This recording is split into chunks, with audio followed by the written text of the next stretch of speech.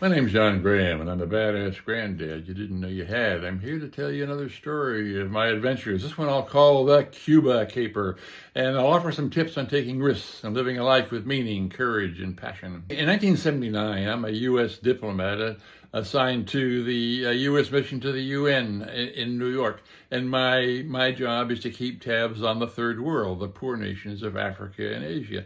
Now, their officers meet once a year, and this year it's in Belgrade in Yugoslavia. So I'm sent to Belgrade to try and keep tabs on that meeting. And after the first day of sessions, which I can't attend, of course, the Cuban delegation invites me out to dinner. Now, that's not unusual because the Cubans at the UN were some of my best friends. I wasn't even supposed to talk to them, but they were smart and funny, and as far as I could tell, honest, and we talked a lot. They invited me out to dinner in Belgrade. So we go to a workers' restaurant, have some rice and beans and way too much red wine, and we start talking politics. Now, the big thing going on then in 1979 is that in Iran, an Iranian mob has taken 53 Americans hostage and is holding them as hostages, and the U.S. can't get them out, and we're really disturbed by that.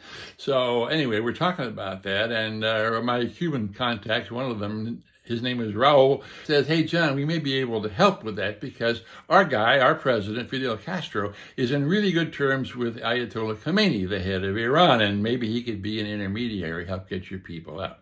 So, well, okay, well, what do you want in return? He says, well, maybe you could, in return, maybe the U.S. could lift all or part of the economic embargo, which is now strangling our island. So, okay, the evening ends, and 3 weeks later, we're back in New York, and Raul comes up to me in the United Nations, and he whispers, "Hey, John, psst, we'll do it." And what do you mean? What do you mean? He says, "We'll do it. Castro will be that intermediary in the terms we were talking about in the restaurant." So I go running across the street because this is a really big deal. I mean, this could be the diplomatic coup of the ages. And so I present all of this to my masters, who are quite surprised because, of course, I'm not even supposed to be talking to the Cubans. And the answer comes back from Washington within an hour. And it's like, no way. We're going to reject Castro's offer because there's no way we'll ever give the Cubans credit for anything. I mean, our relationships with Cuba were that bad. So I get slapped down. I'm lucky I didn't get fired because I'm not even supposed to be talking to the Cubans. The lesson here is this.